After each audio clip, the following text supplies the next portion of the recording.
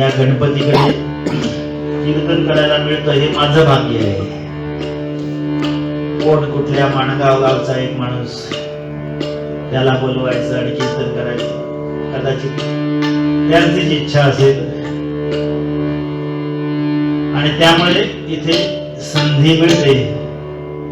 खर तर आज आणखी पण एक संधी होती. माझ्या बरोबर ह्यांचे भाऊ गणेश मेस्त्री आले आहेत. गणेश मेस्त्री म्हणजे झी गौरव पुरस्कार प्राप्त गायक, माझा विद्यार्थीच आहे तो पण आला होता. अनायसे जर आला असता तर आता त्याला एक गाणं म्हणायला सांगणार होतो. अनायसे आला होता म्हटलं. मगाशी मी सरांना म्हणाल होतो, पण तुमचा हा कार्यक्रम होता म्हटल्यानंतर मध्येच अरेंज करणं सहज शक्य नव्हतं म्हणून. आणि हे दोघे वादक पण होते. तर राजा जनकाचा दरबार आहे आणि जनकाच्या दरबारामध्ये आज सगळी शांतता आहे. म्हणजे रोजच्या सारखं उत्साही वातावरण नाही. राजा जनक उच्चासनावर बसलाय. त्याच्यापेक्षा थोड्या उच्चासनावर राजगुरु याज्ञवल्क्य बसले. राजगुरु याज्ञवल्क्य हे जे सांगतील त्याप्रमाणे राज्य करणारा राजा जनक. प्रजा बसली आहे सगळी, वेगवेगळे मंत्रीगण बसले आहेत. पण आज म्हणावं तसं सभेमध्ये काही रंग नाही. सगळेजण माना खाली घालून बसले. कळत नाही नेमकं काय झालंय. जो तो विचार करतोय काय झालंय. राजगुरु याज्ञवल्क्य शोधायचा प्रयत्न करतायत. त्यांनी संपूर्ण प्रजेकडे बघितलं, मंत्री महोदयांकडे बघितलं आणि नंतर त्यांची दृष्टी कुठे पडली, राजाकडे पडली. आणि बघितलं तर राजाच मान खाली घालून बसलाय. हो, आता राजा जर मान खाली घालून बसला तर प्रजा कशी सुखी असणार.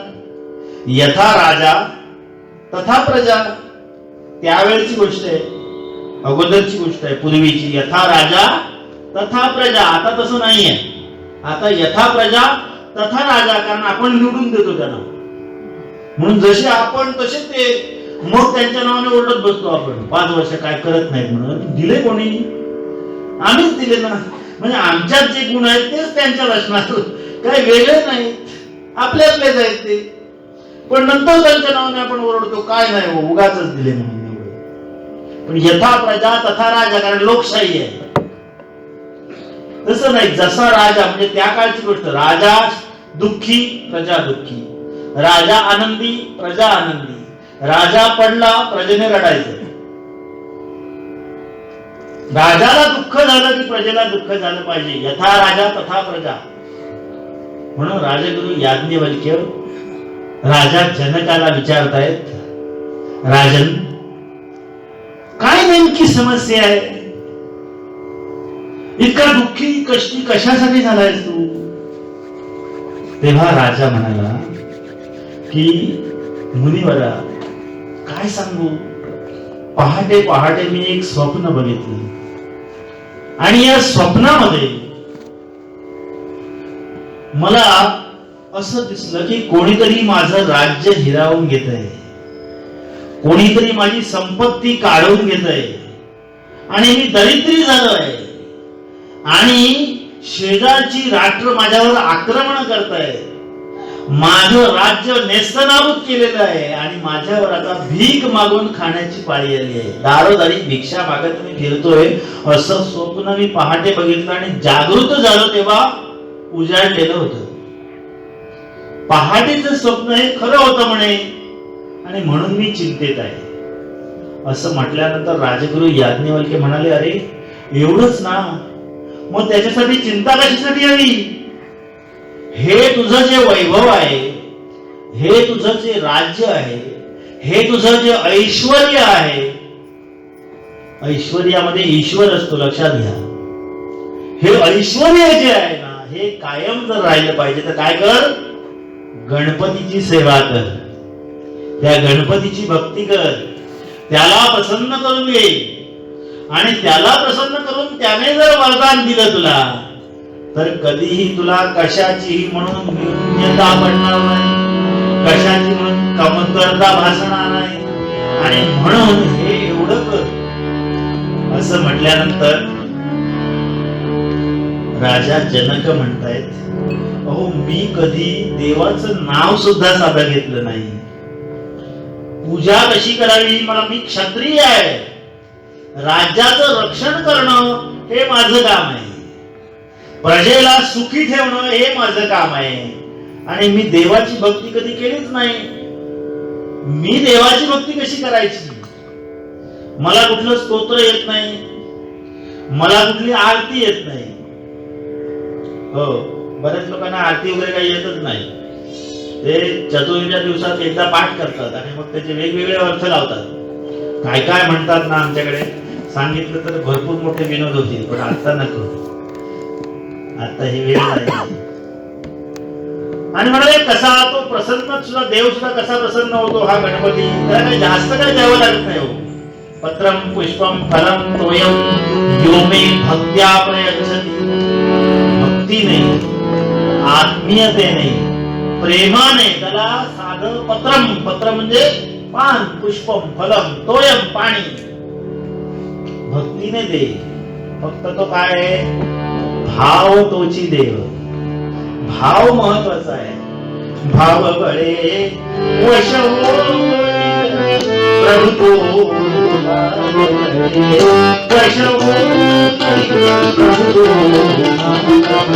वश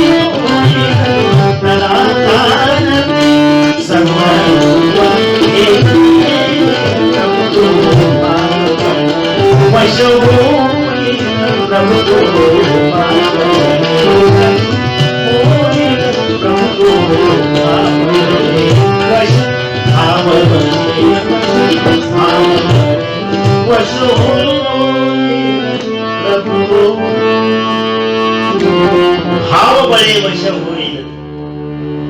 काय विशेष लागत नाही. गणपतीची पूजा तर एकदम सोपी. हो, त्याला काय लागतं, घरातलं कणिक, तांदळाचं पीठ, एक नारळ, त्याचं खोबरं, गूळ, मोदक.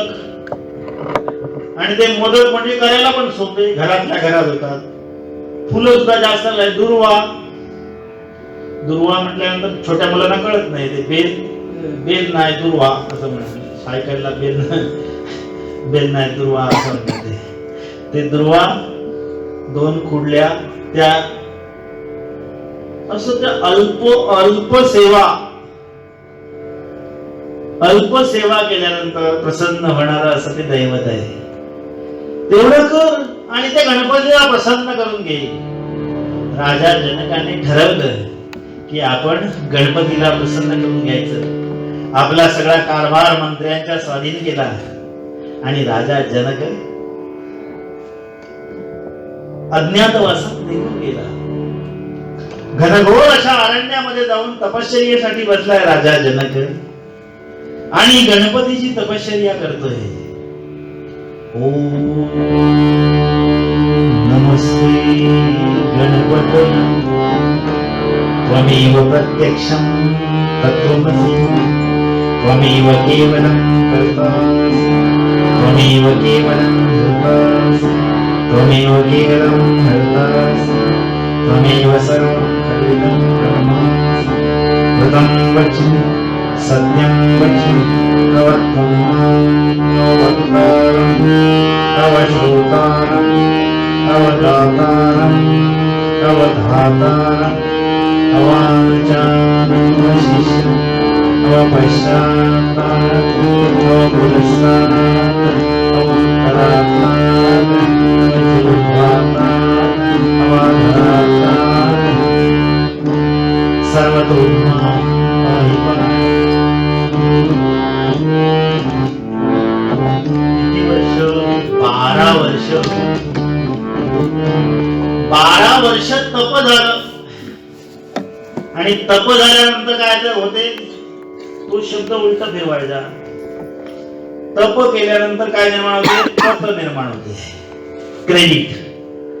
भगवंताच्या दरबारामध्ये जर क्रेडिट निर्माण झालं पाहिजे तर 12 वर्ष तप करायला लागतं आणि 12 वर्षाचं तप झालं म्हणून क्रेडिट निर्माण झालं. आणि 12 वर्षानंतर तोपर्यंत हा नुसता आडाचा सापळा राहिला एवढं शिल्लक. आणि 12 वर्षानंतर प्रत्यक्ष कोण? महागणपती प्रसन्न झालेत. अंगावरून हात फिरवलाय, पाठीवरून राजा जनकाला उठवलंय आणि राजा जनकाने डोळे उघडून बघितले तर समोर कोण आहे? कोण उभं आहे? पाहिला गे माये लाडका गेली, पाहिला गे माये लाडका, पाहिला गे माये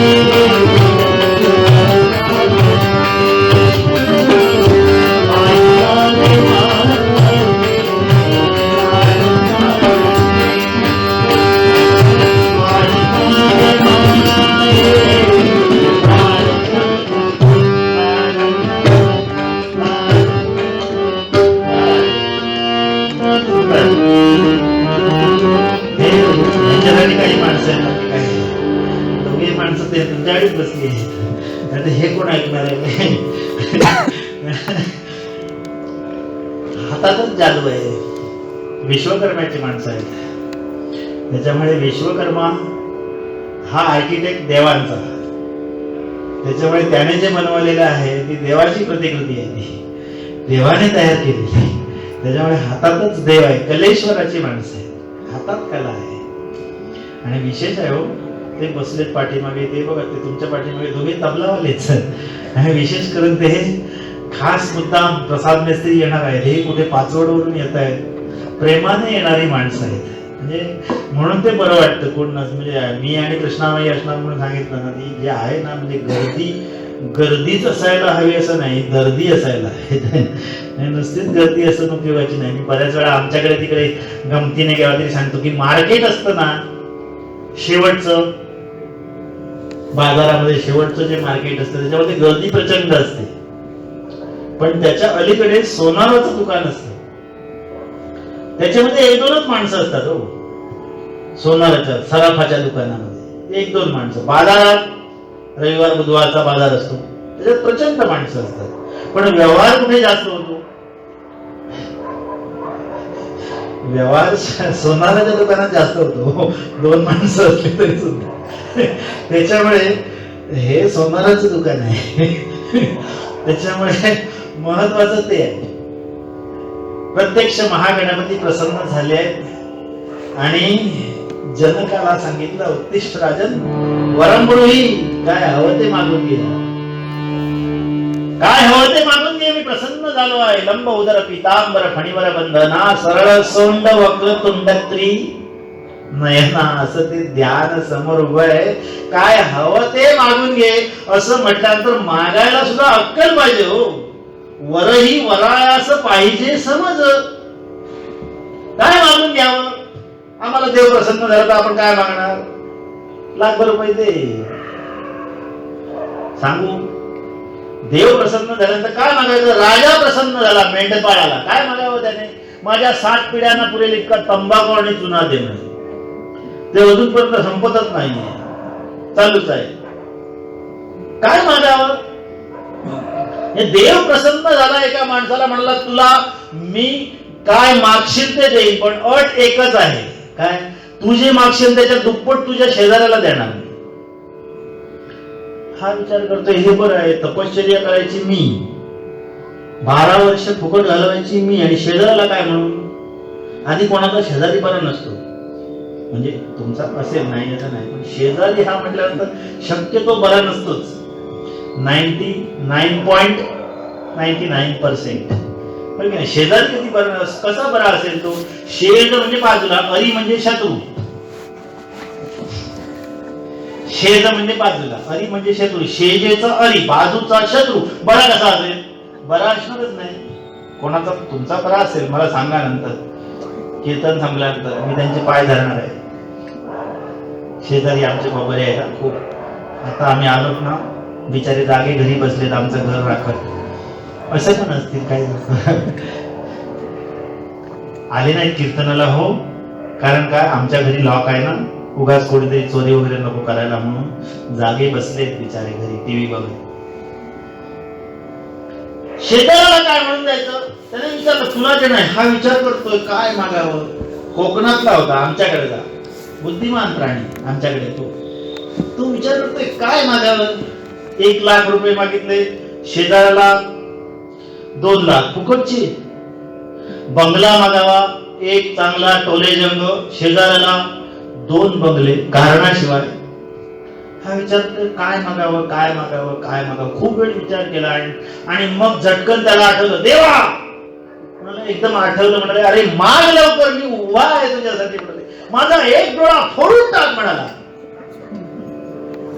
देवाला पण फार म्हणजे शेजाऱ्याचे दोन्ही आपण कमीत कमी एका डोळ्याने तरी बघू. काय मागावं.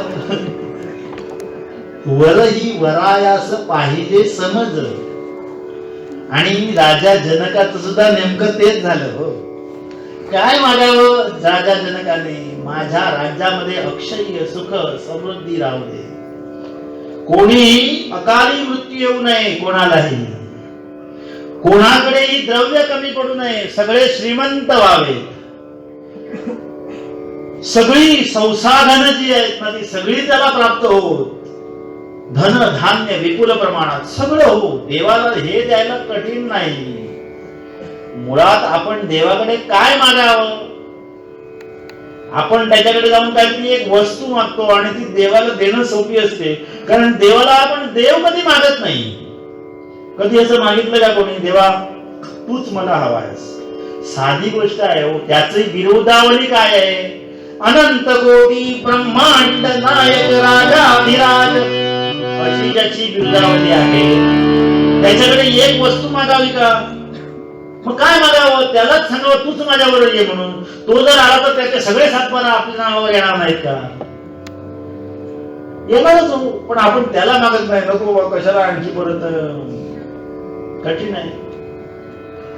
म्हणून राजा जनकाने हे ऐहिक सुख समृद्धी मागितली आणि देवाने तथास्तु दिली हो. देवाने दिली आणि राजा जनक आपल्या मिथिला नगरीच्या वेशीच्या दिशेने आतमध्ये प्रवेश करतोय, त्या राज्यामध्ये बघतोय तर काय हो, सगळीकडे समृद्धीच समृद्धी आहे. कशाचीही कमतरता म्हणून नाहीये. सगळे सुखी आहे. कोणी अकाली मृत्यू नाही. दवाखाने बंद, दवाखानाच नाही गावात. कोण आजारीच पडत नाही. आजारी पडण्याचा प्रश्नच येत नाही. हो, दवाखाना म्हटल्यानंतर आजारी पडला पाहिजे ना. म्हणजे मी तेव्हा तरी गमतीने म्हणतो, डॉक्टर जेव्हा दवाखाना सुरू करतात ना तेव्हा सत्यनारायणाची पूजा घालतात. होय ना वैद्य सर? तुम्हाला पूजेला वगैरे बोलत असतील ते. गाराणं घाला म्हटल्यानंतर तुम्ही काय घालणार होता? सत्यनारायणाची पूजा दवाखान्यामध्ये घातल्यानंतर गाराणं घाला आता, म्हणजे असं म्हटलं तुम्ही काय गाराणं घालणार? दवाखाना नीट चालावा घालणार की नाही? म्हणजे लोक आजारी पडू देत. हे बरोबर आहे. काय काय देवाला काम करायला लागतात हो. सगळ्यांना सारखं.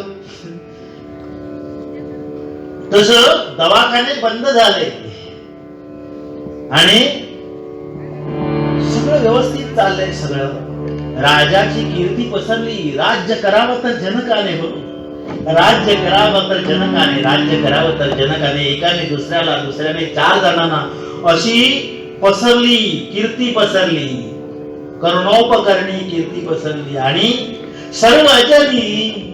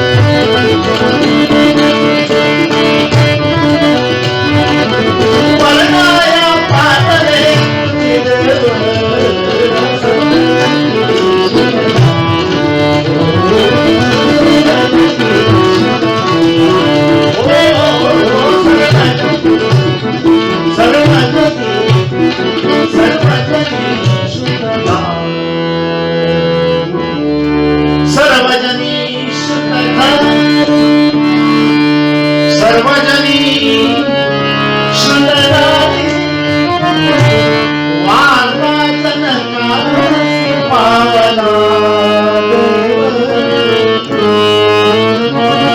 सर्वजनी श्रुतगारी वार्ताजनकासी पावना देव वैकुणी नृपमयी भवती वैकुणी नृपमयी भवती वर्णाया पातले मुनी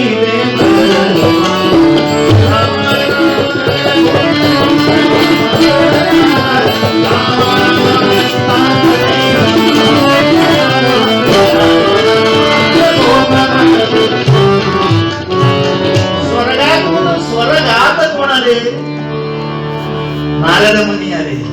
स्वर्गातून स्वर्गात आले. हो, नारद मुनी येताना आमच्याकडे दशावतारी नाटक असतं. तुम्हाला माहिती आहे का? मला माहिती नाही. दशावतारी नाटक त्याच्यामध्ये नारद येतो हे आपण कसं ओळखायचं? तो गातच येतो. स्वर्गातून स्वर्गातच येतो.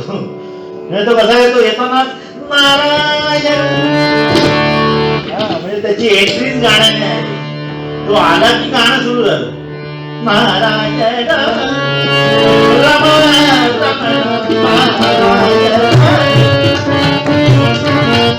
Narayana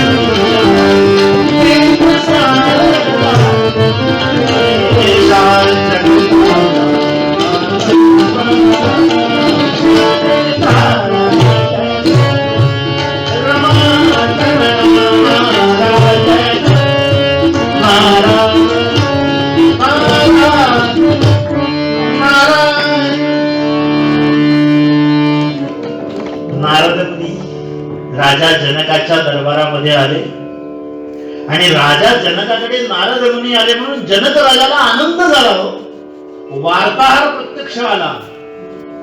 हो, पेपर मध्ये बातमी येणार. आपल्याला कसं बरं वाटतं नाही का? लोकल पेपरचा वार्ताहर जरी आपल्याकडे आला ना तरी सुद्धा एखादी बातमी जरी कुठेतरी पेपर मध्ये असली, पेपर टाकेत मारूनच फिरतो तो. हो, पेपर वाचला आजचा? वाचला की हो. वाचला, नक्की वाचला. वाचला. मग काय म्हणायचं? नाही, माझी बातमी होती, याची कुठेतरी कोपऱ्यात एक बातमी असणार 2 ओळीची. आणि तो पण आपल्याला बरं वाटतं. प्रत्यक्ष नारद मूर्ती हो, सामान्य तरुण भारतचे वार्ताहर नव्हे, नॅशनल हेरॉल्ड, डायरेक्ट त्रिभुवनात ज्यांचं ख्याती आहे असे ते नारद मुनी प्रत्यक्ष आपल्या इंटरव्ह्यू साठी आले आहेत, मुलाखत घेण्यासाठी आले आहेत. आणि मुलाखत घेण्यासाठी आले म्हटल्यानंतर ह्याला बरं वाटलं, विचारलं आणि आणि खरोखरच मुलाखत सुरू केली. राजा जनका, अरे तुझी ख्याती ऐकून आलं मी, कसं काय इतकं सगळं साध्य केलंस तू? तर राजाने मग सांगितलं मी काय काय केलं. पंचवार्षिक योजना राबवल्या, दशवार्षिक योजना राबवल्या, सगळ्या योजना सांगितल्या. हे मी सगळं केलं, प्रजेसाठी ते केलं, सगळं मी केलं. कुठेही त्या गणपतीचं नावच आलं नाही. हो, आता ह्याला उत्सुकता आहे, कधीतरी हा गणपतीचं नाव घेईल. पण नाही, शेवटी प्रश्न नारदानेच विचारला, अरे तुला तो महागणपती प्रसन्न झाला आणि त्याने सगळं तुला हे दिलं, हे खरं आहे का? असं विचारल्यानंतर राजा जनक म्हणाला, काय संबंध महागणपतीचा? आणि दिलंही असेल त्याने, पण काही फुकटचं नाही का दिलं? आयुष्यातील ऐन उमेदीची 12 वर्ष तपश्चर्येसाठी फुकट घालवली, तेव्हा मला त्याने इतकं वैभव दिलंय. त्याच्यामुळे गणपतीचं मोठेपण सांगण्याची गरज नाही. असं म्हटल्यानंतर नारदांना सुद्धा वाईट वाटलं आणि नारद तिथून निघाले.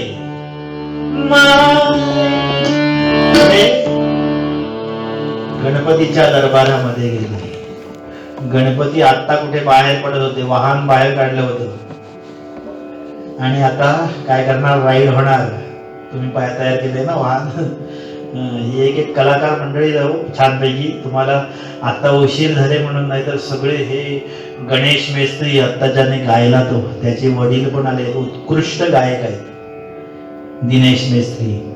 आमच्याकडे कलेश्वराचा उत्सव असतो 5 दिवस शिवरात्रीचा, त्याच्यामध्ये स्पेशली नाव लिहिलं जातं दिनेश मेस्त्री यांचे गायन. आणि ते गायन ऐकण्यासाठी पालखीला लोक येतात. आम्ही लांब लांबून येतो त्यांचं गाणं ऐकण्यासाठी. इतकं सुंदर गातात ते. त्यांचा पुतण्या बाजूला बसलाय हर्षद, तो काय काय करतो ते आता सांगत राहिलो तर लिस्ट सकाळ होईल. असा तो ऑल इन वन मुलगा आहे. ही सगळी माणसं आज अनायासे आली होती. कार्यक्रम पण करता आला तर पुढे केव्हा झाली. आता थोडीशी झलक दाखवली टीव्ही स्टार गणेश मेस्त्री. नाही तुम्हाला पण आणखी बघायला त्याच्यावर तिकडे जायला नको. आणि टीव्हीत एकदा दिसला होता तुम्हाला, एकदा म्हणजे खूप वेळा दिसला होता, त्यावेळी त्या पर्वामध्ये होता सिंजीच्या. तर राजा जनकाला हे सांगितलं आणि ते निघाले.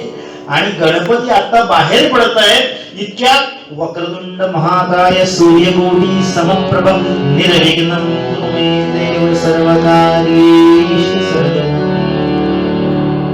म्हणाले हे शेंडे नक्षत्र बघितलं आणि गणपतीचे सुद्धा पाल्पिटेशन वाढलं. म्हणजे हे आले कशाला? नारदा तू आज सकाळी सकाळीच? नाही म्हणाले सहजच आलो. नाही तू असा सहज येणारा नाहीस, काहीतरी गडबड आहे. काय ना म्हणाला सहजच आलो म्हणाला.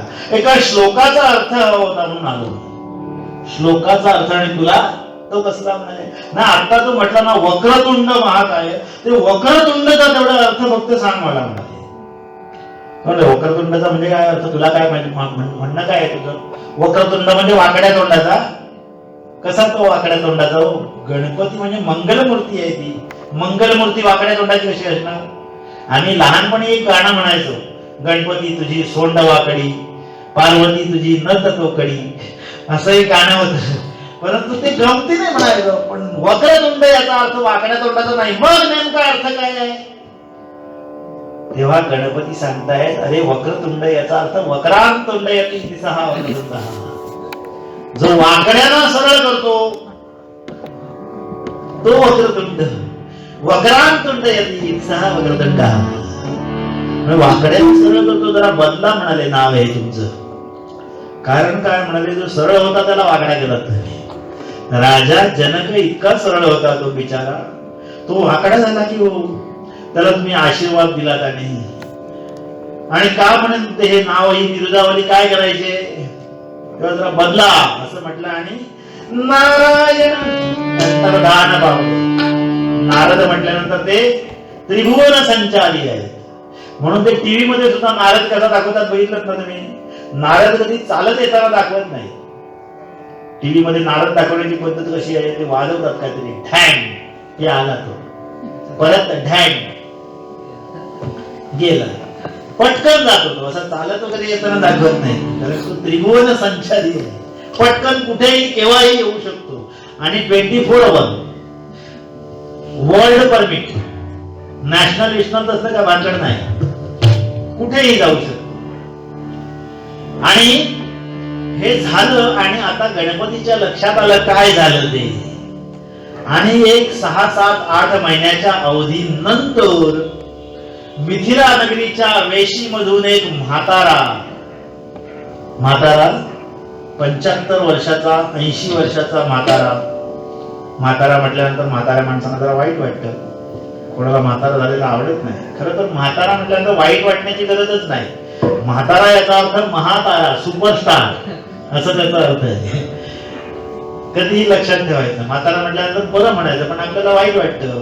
कोणाला विचारून बघा, एसटी मध्ये बसलेला मनुष्य सुद्धा आजी बसताय का असं विचारल्यानंतर ती विचारते, मी काय तुला आजी वाटते असं ती विचारणार. तिला विचारायचं काकी बसताय का, मामी बसताय का, ताई बसताय का असं विचारलं तर ठीक आहे. आजी म्हटलं तर जरा फार वाईट वाटतं. तर म्हणाले तो म्हातारा कसा आहे, असा वाकलाय हो 90 अंशाच्या कोणामध्ये. डोळ्यातून गंगा यमुना वाहत आहेत, नाकातून इकडून गुप्त सरस्वती वाहते, आणि इकडे बंगालच्या उपसागराला सगळं येऊन मिळतंय. असं ते किळसवाण ओंगळवाण रूप. अंगावर असंख्य जखमा झाल्या आहेत, पू वाहतोय, रक्त वाहतय, दुर्गंधी सुटली आहे. एक 10-15 फुटावर जरी आला तरी सुद्धा असं नाक धरायला लागतंय, अशी अवस्था आहे. आणि अशा अवस्थेमध्ये एक म्हातारा असा काठी टेकत 90 अंशाच्या कोणात वाकलाय हो. काही माणसं अशी असतात ना वाकलेली. म्हणून मी शाळेतल्या मुलांना नेहमी सांगतो की ताट बसा म्हणून. तुम्हाला नाही सांगत, तुम्ही कशाही बसा, आधी बसला तेच महत्वाचं आहे. इतक्या थंडीमध्ये मनुष्य ताट बसूच शकत नाही. म्हणून ते का ताट बसा. तर एकदा कणा वाकायची सवय झाली ना की तो असं हे होतो, असं वाकडा होतो तो. आणि मग म्हातारपणी अवस्था फार कठीण होते त्याची. आणि अशाच अवस्थेत तो म्हातारा असेपर्यंत ठीक आहे, त्रास होतोच. पण अशा अवस्थेत जर तो गेला ना तर लोकांना त्रास होतो. न्यायचा कसा त्याला, म्हणजे पाय दाबले की उठून बसतो आणि डोकं दाबले की तंगड्यावर करतो. मग त्याला काय करायला लागतं, हडकी टोपली असं काहीतरी घ्यायला लागतं आणि रामनाम सत्य आहे असं करायला लागतं. तसं हा म्हातारा चाललाय. आणि तो एका घराकडे जाऊन उभा राहिला. भवती भिक्षा भिक्षा मागायला उभा राहिला. मला जेवायला वाटावं, भूक लागली. 11, 11:30 वाजले होते. घरातून एक मनुष्य बाहेर आला. तो म्हणाला, ओ वाजले किती, ही काय जेवायची वेळ आहे, चला म्हणाले पुढे ढकलला त्याला. असं करत 12, 12:30 वाजता कुठल्या तरी घराकडे जाऊन उभा राहिला. ओम भवती भिक्षा. द्यायची सवयच नाही हो. देणाऱ्याने देत जावे, घेणाऱ्याने घेत जावे. देता देता एक दिवस देणाऱ्याचे हात घ्यावे, अशी कविता होती आम्हाला. आम्ही गुरुजींना विचारलं, हात घ्यावे म्हणजे काय करावे. पण तसं नाही. देणाऱ्याचे हात घ्यावे म्हणजे काय की आपले हात देणाऱ्याचे बनवावे, म्हणजे दुसऱ्याला आपण द्यावं. असं त्याचा अर्थ. आम्हाला वाटलं हात घ्यावे कापून, तसं नाहीये. तसं देणाऱ्याचे हात कोणाचे नाहीच हो, द्यायचं विसरलेच लोक, फक्त घ्यायचीच सवय. त्याच्यामुळे देणं विसरले आणि असं करत करत म्हटलं आमचं जेवण झालं, चला पुढे.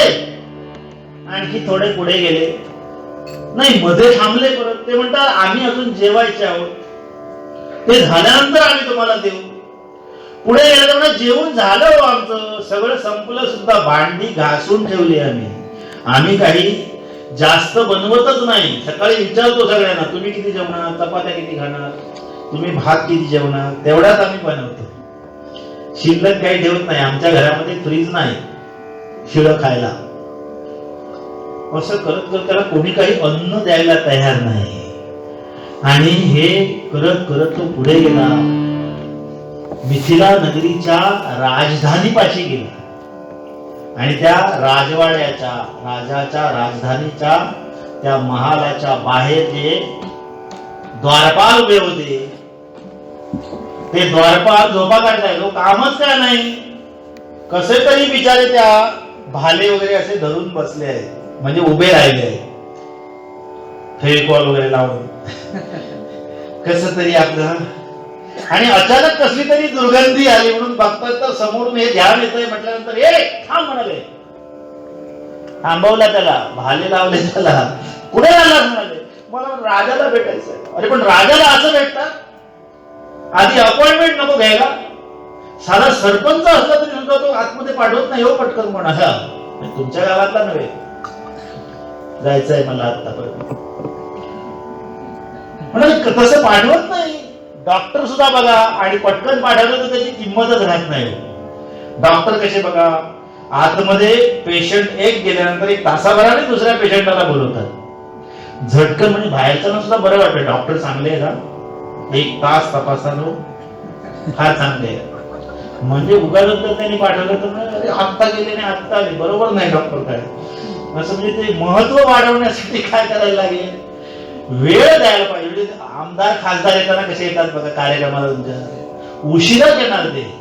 लोकांची उत्सुकता वाढली पाहिजे, ह्यांना खूप कामं आहेत आणि बिचारे आमच्यासाठी येतात, केवढे उपकार करतायत आपल्यावर, असं वाटलं पाहिजे त्यांना. ताटकळत ठेवायचं 2 तास 3 तास आणि मग आपण जायचं अचानक फटाके बिटाके वाजवून. तसं ह्यानं हे म्हणलं असं जाता येत नाही. तितक्यात कोणतरी आतमध्ये गेला आणि म्हणलं असा कोणतरी भिकारी आलेला आहे. भिकारी आला म्हटल्यानंतर राजा म्हणाला पटकन पाठवा त्याला, माझ्या राज्यामध्ये भिकारी असंच शकत नाही म्हणाले. द्वारे रोदिता द्वारपाळ नपास मिळविते तात्काळ, तुमे आज्ञा देऊनी सकळ मंदिरा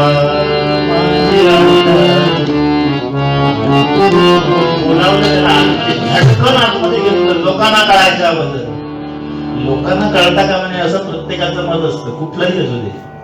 आपल्याला लोकांनी बघू नये हे महत्वाचं. मोटरसायकलवरून पडलेला मनुष्य बघा, पटकन उठतो आणि आजूबाजूला बघतो आधी, आपल्याला कोणी बघितलं का म्हणून, मग स्वतःला काय लागलं वगैरे. तरी दुसऱ्याने बघता कामा नये. बोलावला आतमध्ये आणि समोर येऊन तो ब्राह्मण उभा आहे. ब्राह्मण म्हणावा कशासाठी, तर गळ्यात कानवा आहे. राजा विचारतो विप्रवरा काय पाहिजे तुम्हाला, मागून घ्या म्हणा. म्हणाले काय पाहिजे म्हटल्यानंतर म्हणाले काय सांगू राजा, अरे तुझी ख्याती ऐकून आलो होतो, राज्य करावं तर जनकाने, त्रिभुवनात ख्याती पसरली आहे तुझी, की राज्य करावं तर जनकाने ती ख्याती ऐकली आणि आलो, मला पोटभर अन्न मिळेल म्हणून. पण तुझ्या राज्यामध्ये सकाळपासून मला पोटभर नव्हे घासभर अन्न मिळालं नाही, फक्त मला अन्न तेवढं मिळेल. म्हणजे राजा हसायलाच लागला, कोणाकडे आलात तुम्ही, राजा जनकाकडे आलात, अन्न मिळणारच नाही आणि काय हवं ते मागा. म्हणाले काय नको, सकाळपासूनचा माझा अनुभव वेगळा आहे, त्याच्यामुळे पोटभर अन्न तेवढं वाढाल इतकं फक्त वचन द्या मला. त्यामुळे राजाकडे तुम्ही वचन मागताय अन्नासाठी, छे छे छे छे. म्हणाले ते काही नको, मला अनुभव पाहिजे म्हणून सांगतोय, वचन द्या. आणि राजा जनकाने वचन दिलं. हो, ऐकुनी नृपे शपथ घेतली, शपथ घेतली,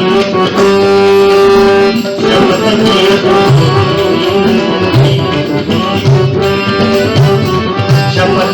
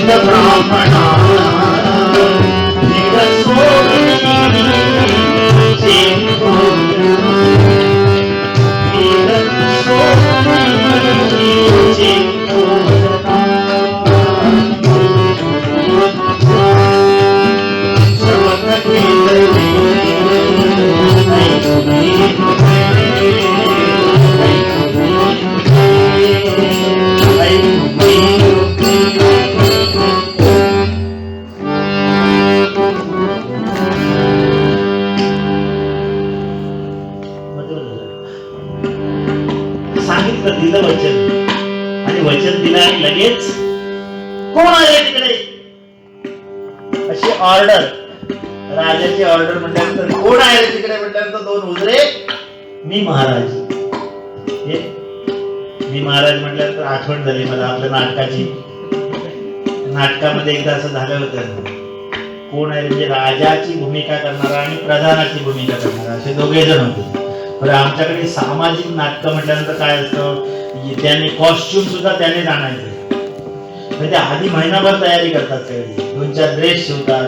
म्हणून ते घरातल्या घरात सुद्धा ड्रेस बदलत असतात. एंट्री 2-3 असतील ना तर 2-3 ड्रेस असतात त्याचे. म्हणजे तो बऱ्याच वेळा असं होतं की बाजारात जाऊन येतो म्हणून सांगतो आणि येताना नवीन ड्रेस घालून येतो. नाटकात वाक्य असतं, ताई मी बाजारातून भाजी घेऊन येतो, बहिणीला सांगतोय, आणि हा बाजारात गेला आणि परत ड्रेस नवीन घालून आला, कारण नवीन शिवलेले असतात ते घालायचे असतात. तसं ह्याने राजाचा ड्रेस, त्याने प्रधानाचा ड्रेस, त्याच्यावर खर्च केलेला असतो. हो, आणि ह्या नाटकामध्ये वाक्य आलं याचं, कोण आहे तिकडे असं म्हटलं तर तो म्हणाला, मी महाराज. ह्याला राग आला. मी महाराज, अरे तू महाराज तर मग मी कोण, हा विचारतोय त्याला. हे त्याला म्हणायचं होतं की महाराज तू कसा काय, मी महाराज आहे ना. तसं मी महाराज म्हटलं तर ते दोघे जण आले आणि त्यांनी मुजरा केला. राजा म्हणाला, हे जे ब्राह्मण आहेत ना, ह्यांना पोटभर जेवायला वाढायचं आहे, तेव्हा मुतपाक खाण्यामध्ये जे बल्लव असतील, स्वयंपाकी असतील जरा वाढ, त्यांना जरा घेऊन या. ते बिचारे जेवून वगैरे वामकुक्षी करत असते. म्हणजे वामकुक्षी कसली हो, जामकुक्षी करत होते. जेवल्यानंतर स्वतःला आडवे पडले होते घोरत. ते आले वैतागत, एकदा काय आता राजाची आज्ञा म्हटल्यानंतर करणार काय. आले आणि उभे राहिले, म्हणाले, हे बघा हे ब्राह्मण आहेत ना, त्यांना पोटभर जेवायला वाढायचंय. हे विचार करताय मनातल्या मनात, कशाला मरायला आला. तर तेच ज्ञान तिकडे गेलं की होय. आर्किमिडीजचं तत्व शिकवतो की नाही आपण. हो, आर्किमिडीजचा शोध पहिल्यांदा आमच्या भारतीय कावळ्याने लावला. पाणी मिळत नव्हतं ना त्याला मडक्यातलं, म्हणून काय केलं त्याने, दगड टाकले आणि मग ते पाणी वर आल्यानंतर तो प्यायला. पण आपल्याला वाटलं आर्किमिडीज कावळ्याला लिहिता आलं नाही, एवढाच फरक आहे.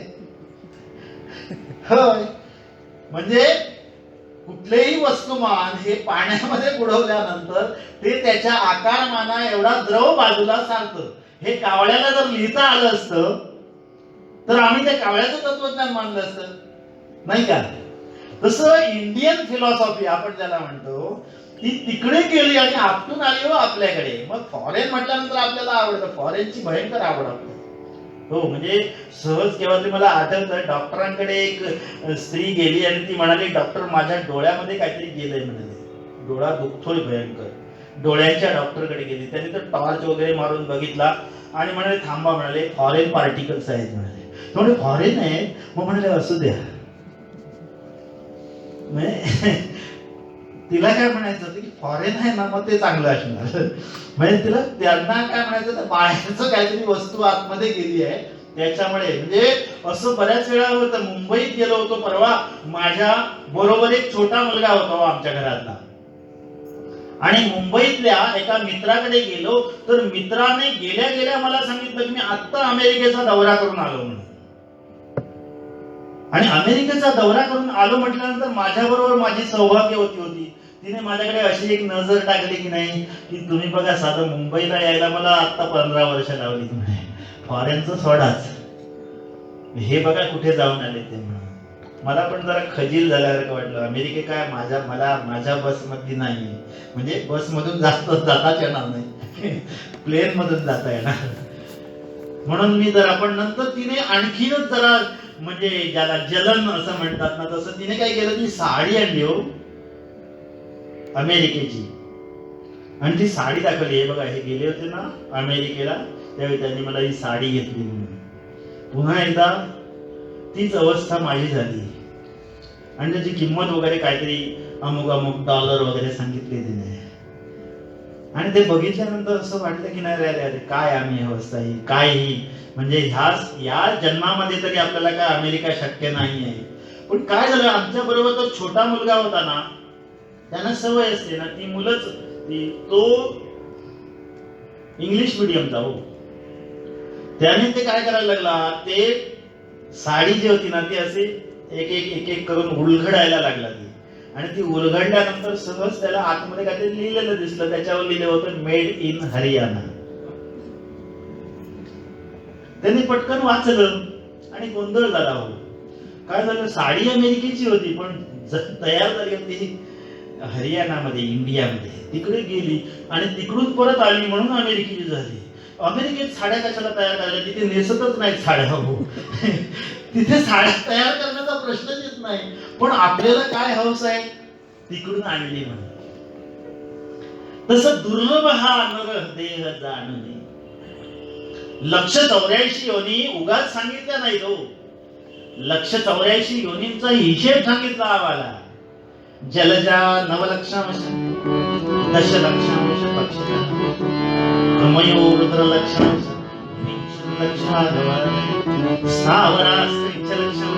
चतुर्लक्षांश मानवा, पाप पुण्यम समं कृत्वा नरयो.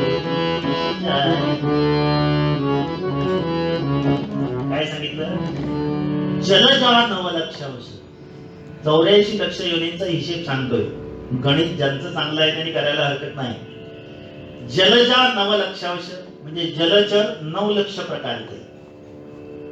दशलक्षांश पक्षिणा, आकाशात विहार करणारे किती आहेत, 10 लाख प्रकारचे.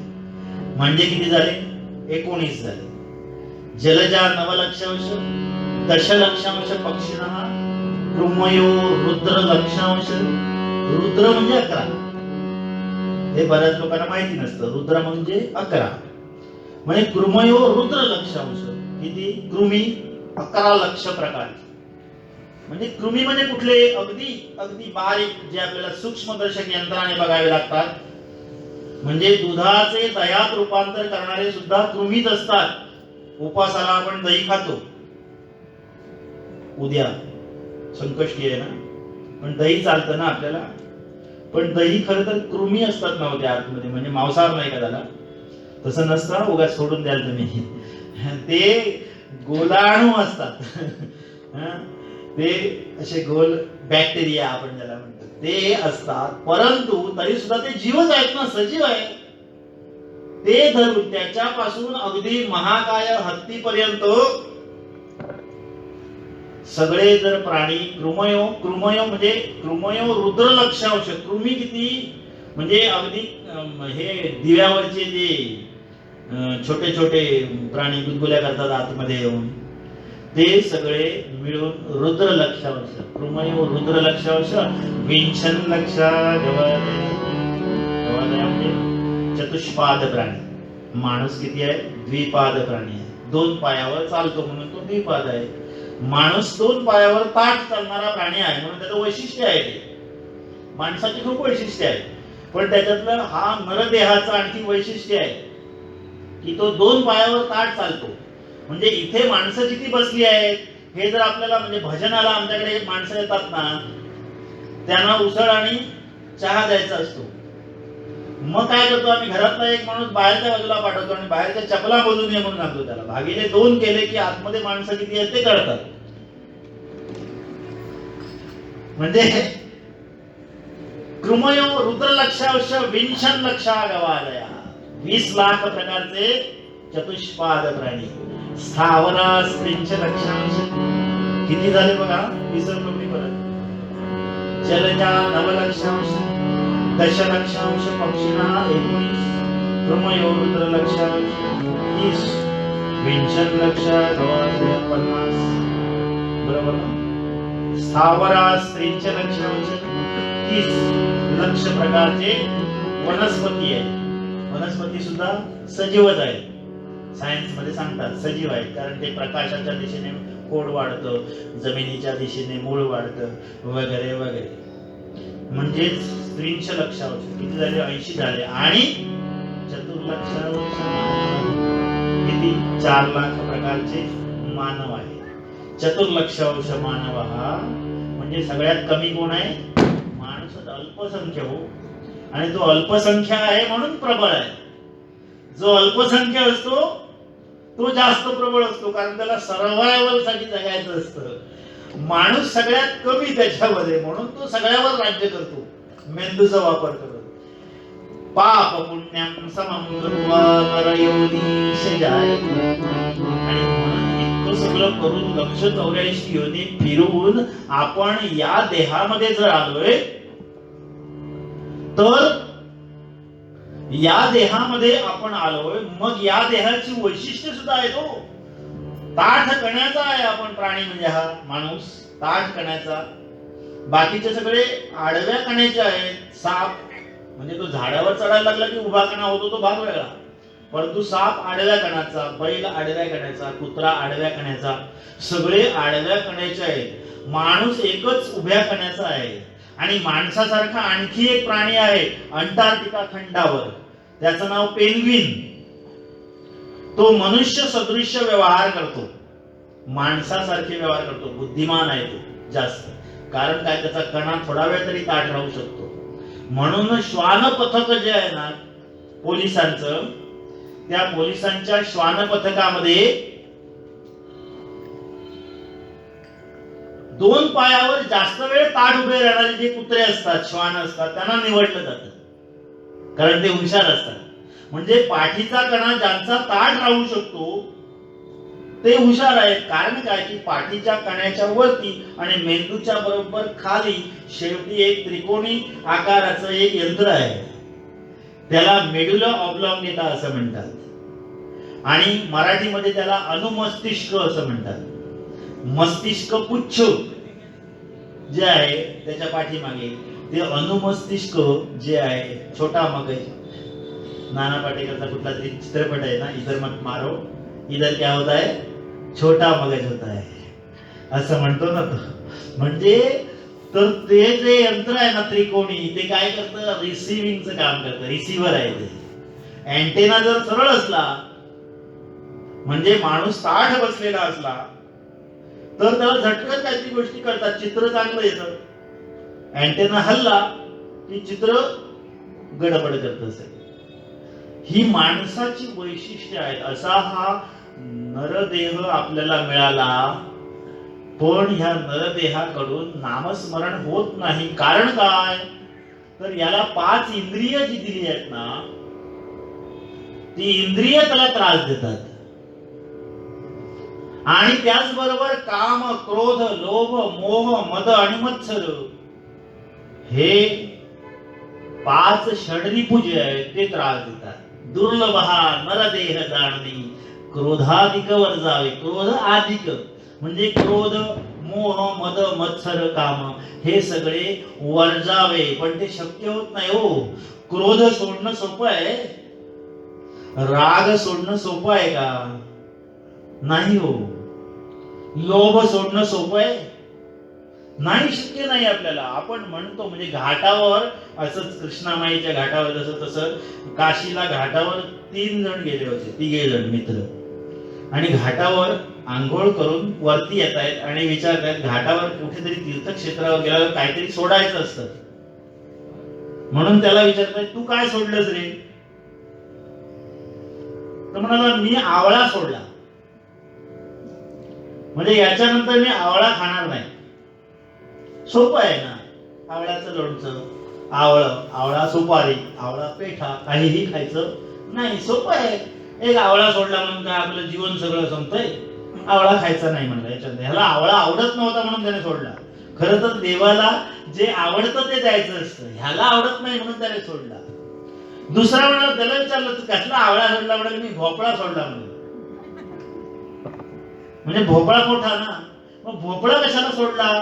तर ह्याने पितृपक्षामध्ये भोपळ्याची भाजी खूप असते, ती करायला सोपी. एकदम एक फोडला की नाही की एक 5-50 लोकांना पुरते, म्हणून ते फोडला की लगेच भोपळ्याची भाजी.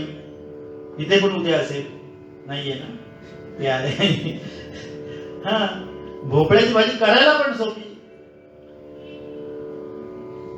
म्हणून भोपळा सोडला. म्हणून दोघांनी 2 सोडले. तिसऱ्या तू काय सोडलंस रे? म्हणा मी राग सोडला. ते म्हणाले म्हणजे काय? राग सोडला. तो विचारतो म्हणजे नेमकं काय केलंस तू? राग सोडला. पुन्हा पुन्हा त्याला विचारायला लागले, अरे राग सोडला म्हणजे नेमकं काय केलं? राग सोडला रे. परत विचारतात. 10-15 वेळा विचारलं. म्हणतो आता हा अरे राग सोडला असं त्याला सांगायला. तरी पण ते ऐकायला तयार नाही. पुन्हा विचारतात, अरे मूर्खानो, तुम्हाला इतकं कळत नाही? मगापासून सांगतोय राग सोडला म्हणून. कुठे घाटावर सोडला, खाली वरती आला आणि मानगुटी पकडली होती रागाने. इतकं सोपं आहे राग सोडणं? नाही ना. गाण्यातला राग सोडणं वेगळं, ते पण कठीण होतं त्यावेळी. म्हणजे जे जुने गायक होते ना, यांना माहिती आहे, विद्वान माणसं असतील, जुने गायक होते ना, ते राग एक द्यायचे. म्हणजे आपल्या मुलीचं कन्यादान करताना आपल्याकडे देण्यासारखं काय नाही. मुलीचं कन्यादान करताना एक राग दिला, याचा अर्थ काय की तो राग पुन्हा गायचा नाही. हो, सोपं आहे. आपलं अपत्य आहे ते असं देण्यासारखं. जो राग तासनतास लागून आळवला जातो, जो निर्मिती केली जाते, ती निर्मिती द्यायची आहे. सोपं नाही. तसं अगोदर देण्याची पद्धत होती म्हणून आठवलं. पण हा राग वेगळा. क्रोध इतकं सोपं नाहीये. लोभ सोडणं इतकं सोपं नाहीये. हो, कारण लोभ सोडणं म्हणजे काय? म्हणजे काशीमध्ये एक पंडित होते. काशीमध्ये म्हणजे असाच एक ब्राह्मण काशीमध्ये गेला, त्याचा सत्कार केला हो, आणि पांडित्य हो. आणि तो पंडित असा झाला, त्याचा तिथे काशीमध्ये सत्कार केला म्हणून त्याच्या गावामध्ये सत्कार केला मोठाच्या मोठा.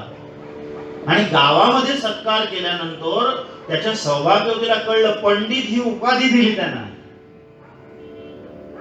आणि पंडित ही उपाधी दिल्यानंतर तो सगळं ते सत्कार, ती थैली, ते हार तुरे सगळं घेऊन तो वाजत गाजत त्याची मिरवणूक घराकडे आली.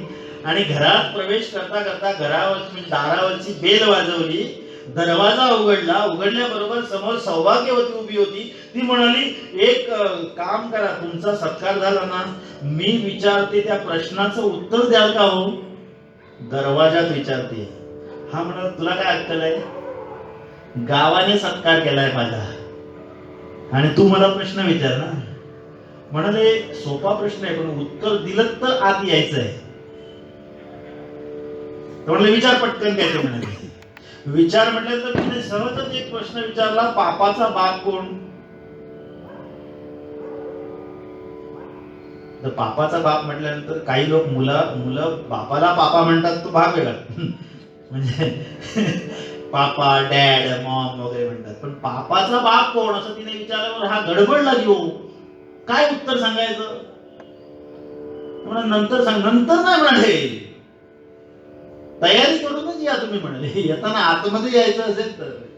तसाच मागे फिरला, गावातल्या काही पंडितांकडे फिरला, पुस्तकं चाळली, ग्रंथ चाळले, पण कुठेच उत्तर मिळेना. पापाचा बाप कोण? हा आता करणार काय हो? पुन्हा घरी न येता तो पुन्हा काशीला गेला. काशीला जाऊन विद्वान सगळे पंडित, त्यांच्याकडे जाऊन चर्चा केली, पण कुठेच ग्रंथामध्ये लिहिले नाही पापाचा बाप कोण म्हणून. हा शेवटी वेडा पिसा झाला.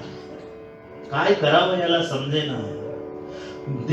केस वाढले, दाढी वाढली आणि रस्त्यातून भीक मागत फिरायला लागला. वेडा झाला. एक प्रश्न फक्त विचारलाय, पापाचा बाप कोण म्हणून. रस्त्याने असा चाललाय आणि गल्लीतून जाताना, रस्त्याने जाताना एका गणिकेने त्याला बघितलं. म्हणाला, गणिकेने गाणार आहे ना. त्यांचे वांदे झाले. एक तर थंडी वाजते आहे आणि हे काय गातच नाहीये. एका गणिकेने बघितलं माडीवरून आणि म्हणाला, अरे हे गुरुजी आहेत. तिला थोडीशी विरक्ती आली. ती धावत गेली आणि पाय धरले. म्हणजे पाय कशाला धरताय? लांब राम. हो, तुमची काय व्यवस्था? तुम्हाला काशीमध्ये पंडित म्हणून पदवी दिली होती, मला माहिती आहे. म्हणाले, हो बरोबर आहे. तू कसं काय ओळखलं? मला सगळं माहिती आहे. तुमचा सत्कार झाला होता आणि असं काय म्हणाले? तर काय नाही म्हणाले, की एका प्रश्नाचं उत्तर शोधतोय पण ते मला मिळत नाही. काय प्रश्न आहे? म्हणजे तुला सांगून काय फायदा? गणिकेला विचारलं तर ती काय उत्तर सांगणार आहे मला? तर म्हणाले, हो मला प्रश्न तर विचारा, कदाचित उत्तर मला माहित असेल तर मी सांगेन. म्हणाले, पापाचा बाप कोण? याचं उत्तर माझ्या सौभाग्यवतीने मला आणायला सांगितलंय. तर म्हणे, एवढंच ना? मला माहितीये प्रश्नाचं उत्तर मग सांगून टाक म्हणाले, मला जायचंय घरी. म्हणाले, तसं नाही सांगणार काही. तुम्ही काय करा, फक्त माझ्या त्या माळीवर, माझ्या खोलीमध्ये एकदा फक्त या, तिथे बसा, तिथे मी तुम्हाला त्याचे उत्तर सांगेन. आणि म्हणाले, काय करेल? नुसतंच नाही तुम्हाला पाठवणार, मी दक्षिणा म्हणून तुम्हाला 25,000 रुपये देईल. किती? 25,000 रुपये हो, दक्षिणा म्हणून. म्हणाले, कमालच आहे. एक तर प्रश्नाचं उत्तर मिळणार आहे, अधिक द्रव्य सुद्धा मिळणार आहे. जायला काय हरकत आहे? गणिकेच्या माडीवर गेला म्हणून काय तो बिघडला असा भाग नाहीये. जाऊ. गेला तिच्या बरोबर, आतमध्ये गेला. म्हणे, बसा 2 मिनिटं म्हणाले. म्हणे, बसत नाही, पटकन मला उत्तर सांग, कोणतरी बघेल मला इथे आलेल्याचं. म्हणत, आलात ना तुम्ही, मग बघायचं काय राहिलं आणखी? बसा हो, आणखी काही द्रव्य देईल मी तुम्हाला. असं करता करता रक्कम पण वाढली हो, 50,000 झाली. म्हणाले, बसलात ना आता? आता इतके वर्षात मला आता विरक्ती आली आहे. नको त्या या गोष्टी करून, देह विक्रय करून मी आता परमेश्वरापासून फार दूर गेले. तुमच्यासारखे सज्जन गृहस्थ माझ्या घरामध्ये आले, मी पावन झाले. एकच काम करा म्हणाले, मी घरात भोजन तयार ठेवलेलं आहे, तुम्हाला फक्त 2 घास भोजन देते, तेवढं घ्या आणि तुम्ही निघा. छे छे छे छे म्हणाले. गणिकेच्या घरात एक तर मी येणं हे सुद्धा चुकीचं, आणि त्यात करून भोजन घेणं तर एकदमच चुकीचं हो. तर म्हणाले, आणखी काही द्रव्य देईन ना मी तुम्हाला, आणि प्रश्नाचं उत्तर सुद्धा देईन. तोपर्यंत रक्कम 75,000 पर्यंत गेली हो. आता मात्र हा म्हणाला, अरे हे सगळं काय ते पटपट पटपट एकदा आण बघूया, काय जेवण वाढते असते, पटकन घेऊन ये, मला जायचं आहे म्हणून. एकदा बाहेर पडायचं आहे ना तिथून. तिने घेऊन आली ते ताट वाढून, ते सुग्रास अन्न बघितलं, ह्याला सुद्धा भूक लागली होती, पण जेवणार म्हटल्यानंतर ह्याला जरा थोडंसं कसं तरीच व्हायला लागलं. म्हणाले, दे पटकन दे. नाही हो, जरा थांबा म्हणाले, फक्त एकच इच्छा आहे माझी, एक घास मी माझ्या हाताने तुम्हाला भरवणार, मग तुमचं तुम्ही जेवा म्हणाले. छे छे छे म्हटलं ते काय जमायचं नाही, रक्कम वाढली. आता म्हणे चालेल म्हणाले. चालेल म्हटल्यानंतर तिने काय केलं, तो घास घेतला आणि एक घास तोंडात घालायला म्हणून गेलेला हात पुन्हा घास खाली टाकला आणि त्याच हाताने 2 मुस्कटात मारली त्याच्या. म्हणजे मारलं कशाला मला, प्रश्नाचं उत्तर हवं होतं ना. तर म्हणाले लोभ हा पापाचा बाप आहे. तुम्ही त्या द्रव्याच्या आशेने, लोभाने कुठेपर्यंत आला, गणिकेच्या घरापर्यंत आला. तिच्या हातचं जेवण घ्यायला तयार झाला. हे एकट्या कशामुळे झालं, लोभा पायी मूढ हरपले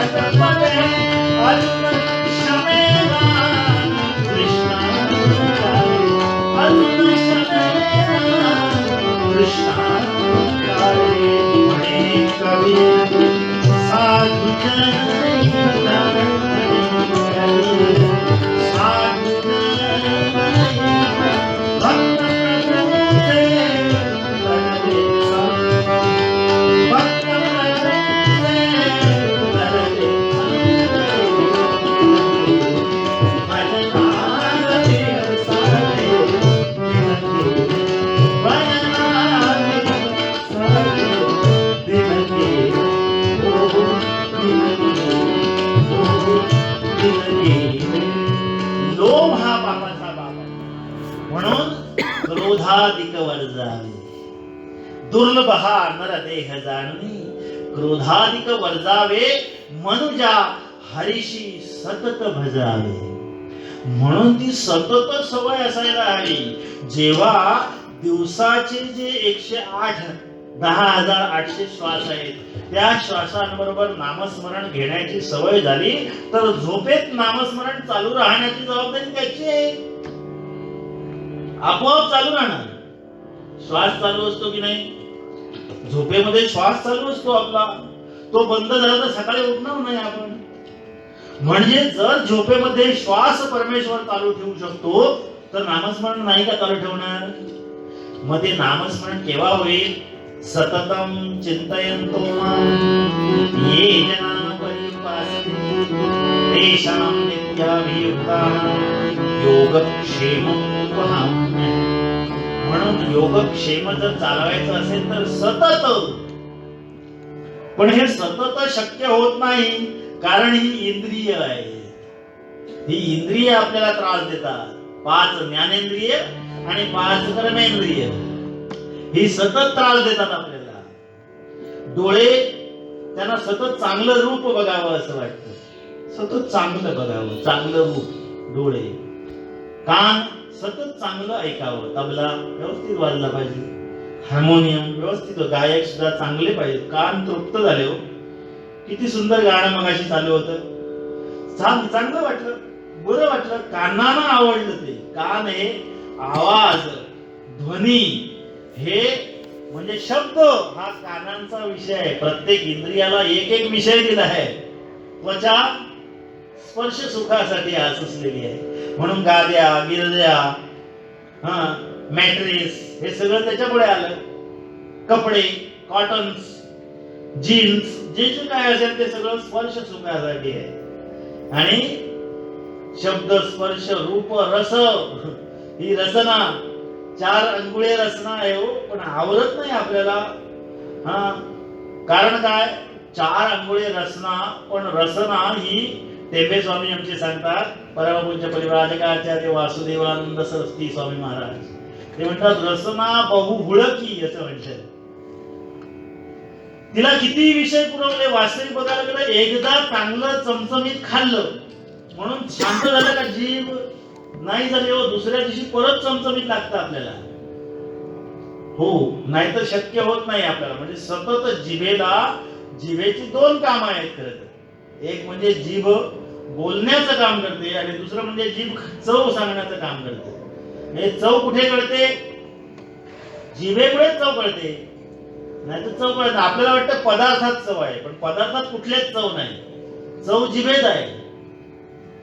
आणि हे बघायचं असेल तर सर्दी झाल्यानंतर आपल्याला कळतं. सर्दी खूप असेल ना तर आपण म्हणतो आपल्याला जेवण नको आज, नुसतं लोणच्याची फोड आणि काहीतरी पातळ भात असं म्हणतो नाही का? म्हणजेच काय की चव कशामध्ये आहे? जिभेमध्ये आहे. हे चव सांगण्याचं काम हे इंद्रिय करतं. म्हणजेच ही सगळी इंद्रिय जी आहे, ही सगळी इंद्रिय काय आहे? बहिर्गामी आहे हो. आणि ही बहिर्गामी इंद्रिय माणसाला सतत तिकडे ओढत असतात. त्याला नाव घ्यायला देत नाहीत देवाचं, एका जागेवर बसायला देत नाहीत. कारण काय? त्यांचे विषय वेगवेगळे आहेत. न जातु काम कामानां उपभोगेन शाम्यति हविषा कृष्णवर्त्मेव भूय एवाभिवर्धते.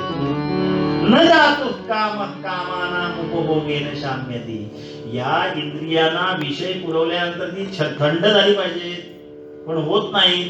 सिनेमा एकदा बघितला, डोळे शांत झाले पाहिजेत की नाही?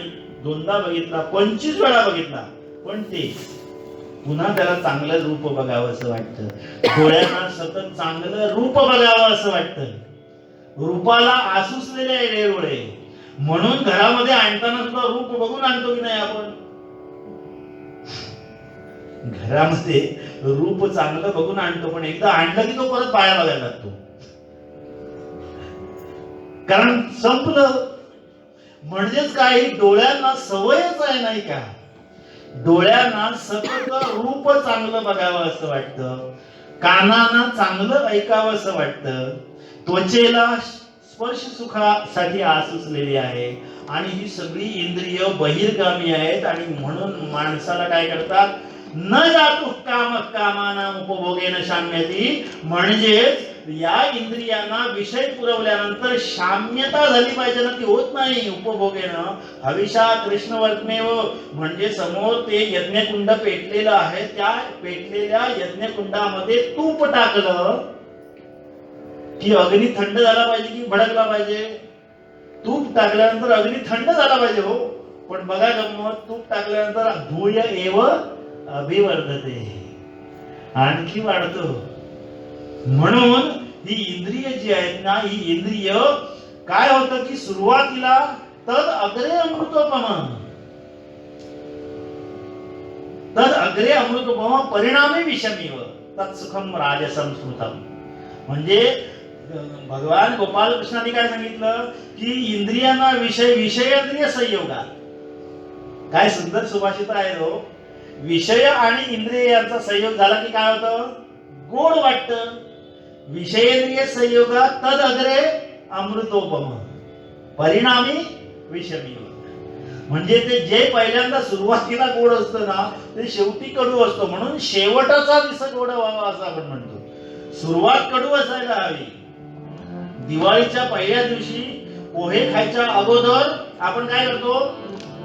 सातविनाची साल आणि त्याचा कडू रस तो पहिल्यांदा घेतला जातो, कडुलिंब आधी घेतला जातो, आणि मग पोहे गोड खाल्ले जातात नाही का? पण आम्ही जर उलट केलं तर ही इंद्रिय जी आहेत ना, ही इंद्रिय माणसाला स्वस्थ बसू देत नाही.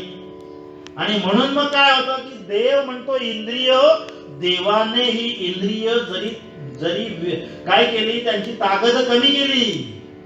डोळे बघायचे बंद करतो देव, मग आम्ही हे लावतो यंत्र. दिसलं नाही तर खरं चालेल, बघितलंच पाहिजे. केस पांढरे करतो, कशाला? आता बाबा झाले तुझे दिवस संपले लोकांना आकर्षण घेण्याचे. पण नाही, आम्ही काय करणार? गोदरेज हेअर डाय, काळे कुळकुळीत केस शेवटपर्यंत. दात पाडतो, म्हणजे लोकांनी नाही पाडले तरी सुद्धा पुन्हा आपण बसून कवळी, ती सुद्धा फार कठीण असते हो. कवळी म्हणजे आधी कोणी बसवत नाही, ते डायरेक्ट फिक्स केलं तर बरे. म्हणजे एक आजोबा त्या थिएटर मध्ये बसले होते, सिनेमाच्या थिएटर मध्ये, कवळ्या दोन्ही लावून, आणि अचानक खाली काहीतरी शोधायला लागले हो. ते समोर एक मुलगी बसली होती, तिच्या पायाला हात लागला म्हणून ती विचारते, आजोबा काय चाललंय मागे, काय करताय, काय शोधताय खाली? म्हणाले खाली म्हणाले लाडू पडलाय तो शोधतोय म्हणे. कसला? शेंगदाण्याचा लाडू घेतला होता ताजा, आत्ता तयार केला. लाडू कसला शोधताय? तो खाली पडला ना, तो आता फुकटच गेला, तो काय खाणार आहात तुम्ही? नाही नाही तसं नाही म्हणे, त्या लाडवा बरोबर माझ्या कवळ्या दोन्ही खाली पडल्यात म्हणाले. ते चावल्यामुळे काय झालं, ते चिकटलं की एकामेकाला, त्याच्या सकट खाली. मग ते दोन हाताने सोडवायला लागतं, ओढायला. म्हणजे काय की आपण शेवटपर्यंत थांबतच नाही. देऊ दात कमी केले कशासाठी? तर आता ह्या आतड्यांना काही जाडं भरडं पचणार नाही, तेव्हा जरा खाणं थोडं कमी करा. पण नाही, आपल्याला सवयच ना बुधवार आणि रविवार साजरे करायची. इथले लोक नसतील, इथे जरा आतमध्ये बसलेले तिकडचे थोडे, परंतु सवयच आहे, ते जमत नाही आपल्याला. म्हणजेच काय की ही इंद्रिय जी आहेत ना, ही इंद्रिय आपल्याला काम करायला देत नाही. प्रचंड मोठा पूर्वरंग आहे, मी सकाळपर्यंत सुद्धा बोलेन, पण आता इथे पूर्वरंग थोडक्यात आटपतो 2 मिनिटात, कारण पुढे एक गणपतीची कथा घेणार आहे उद्या. म्हणजे आता अर्ध्या तासाने संकष्ट चतुर्थी आहे, होय की नाही? आणि त्याच्यामुळे गणपती बाजूला बसलेत, त्यांचं जरा एक आख्यान घेऊया. आणि मग म्हणजे तोपर्यंत तासभर त्याच्यात परत जाणार. त्याच्यामुळे आधी तर थंडी आहे, तुम्ही काय तुम्हाला काय म्हणणार, हे काय उभं राहून बोलताय, त्याच्यामुळे यांना थंडी वाजत नाही. तर हरीशी सतत भजावे काम, तर सतत ती सवय झाली पाहिजे. हो, देवाला सुद्धा तुमचं नाव कळलं पाहिजे, आवाज ओळखीचा झाला पाहिजे. आपण बघा मोबाईल मध्ये कॉल आल्यानंतर आपण काय करतो? आधी बघतो. जर अननोन नंबर असला तर आपण घेत नाही, बघूया नंतर काय ते म्हणून. पण ओळखीचा असला तर लगेच कानाला लावतो की नाही? म्हणजे ओळखीचा असला की आपण त्याला जास्त प्राधान्य देतो. तेच तिकडे आहे, कृष्णाबाईच्या समोर जर रोज येणारा मनुष्य असेल तर त्याला एंट्री पहिली, आणि कधीतरी येणारा जो असेल मग त्याला पाठीमागून असं घेऊन यायला लागतं. मगाशी त्यांनी मला तिकडून असं घेऊन आले, म्हणाले चला इकडून वाट नाही तुम्हाला म्हणून, रेग्युलर खुशकीच्या मार्गाने जाऊया असे. म्हणजेच काय की रोज देवासमोर, देवाला आपल्या आवाजाची सवय झाली पाहिजे. हो, जनावरांना सुद्धा होते. तुमच्या घरातलं मांजर असू दे किंवा कुत्रा असू दे, तुम्ही रात्री आल्यानंतर ते ओरडत नाही, त्याला सवय झाली आवाजाची, पावलांच्या आवाजाची सवय झाली आहे.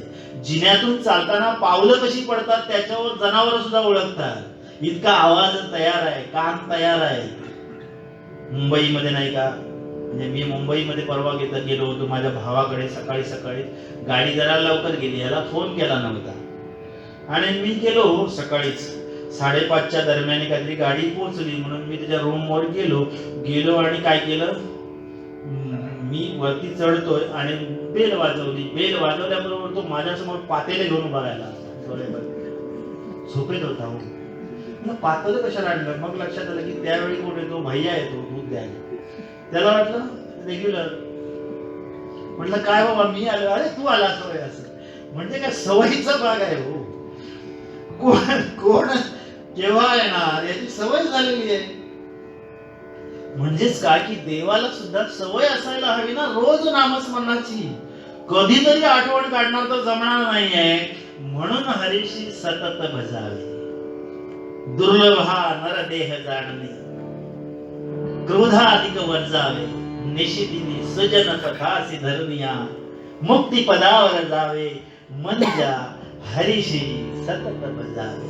पूर्वपद्य इथे घेतो, संपवतो आणि उत्तर रंगाकडे जाऊया. हरीशी सतत भजावे,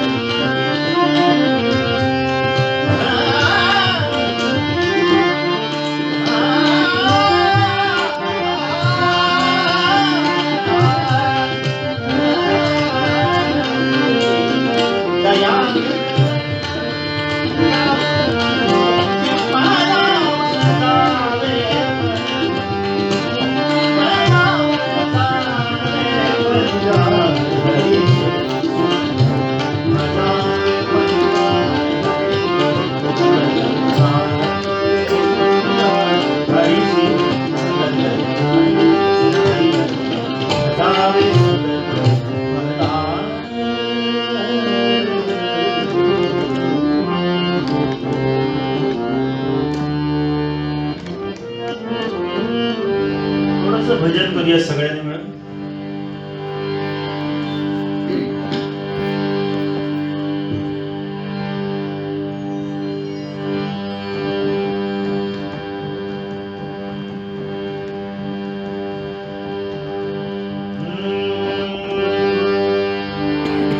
हे झालं नाही का?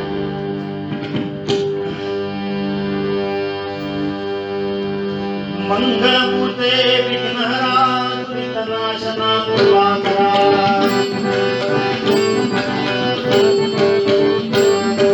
मंगलमूर्ते विघ्नहरा दुरितनाशना कृपाकरा.